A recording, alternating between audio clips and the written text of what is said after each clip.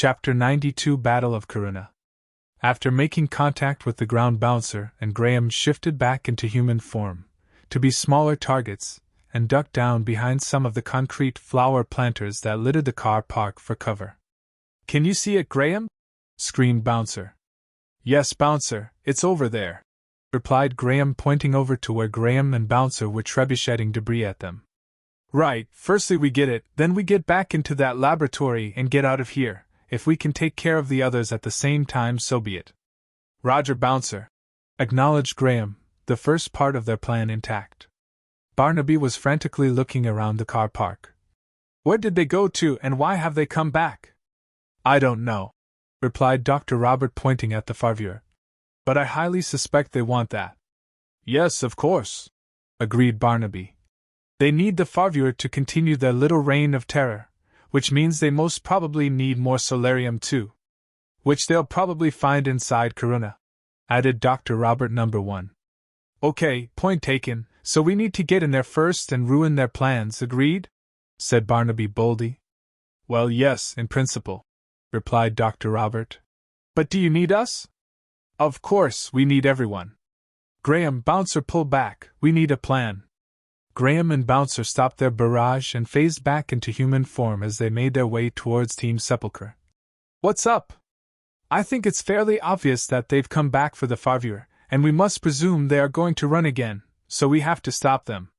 If you and Bouncer can slow them down up here, Dr. Roberts, the Sebastians and myself will head back into the laboratory and try and destroy any solarium in there so they can't power this one back up. Then we'll deal with them somehow." Dr. Robert raised his hand to interject. "I may have an idea, but you're not going to like it." "What do you mean? Why won't we like it?" asked Barnaby. "It might kill you, Sebastian, Graham, and Bouncer," replied Dr. Robert. "What on earth do you mean, Doctor?" replied Graham. "An EMP, electromagnetic pulse, should disrupt the infidels' nanotech, either long enough for us to take the upper hand or perhaps permanently disable them." "And if it affects them, it will affect us?" observed Barnaby quietly. "Yes," replied Dr. Robert. "It will more than likely knock out your nanotech too, unless we could find some way of shielding you." "Isn't there anything here we could use?" asked Sebastian, desperate not to die.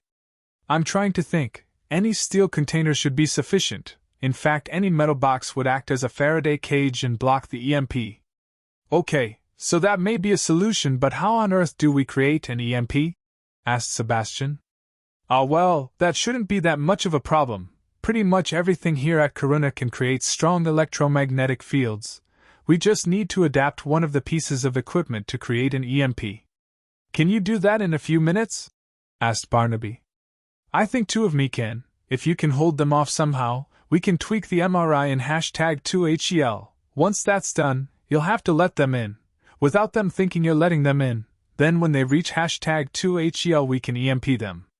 You will need to get yourselves and the others as far away as possible. A mile should be sufficient," smiled Dr. Robert as they headed for #2HEL.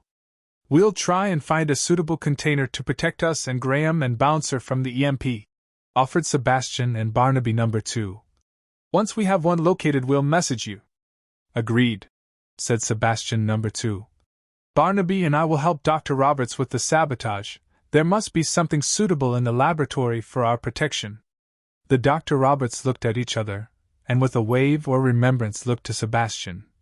Yes, the sample chamber on the accelerator should protect you." With the plan settling in with everyone so did their duties, Graham and Bouncer were first to respond.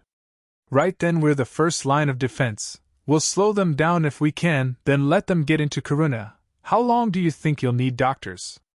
"Give us 5 minutes to get in and then another 5 to fix the MRI," smiled Dr. Robert. "Okay, right, only 10 minutes," smiled Graham. "Should be super easy." "Barely an inconvenience," added Bouncer.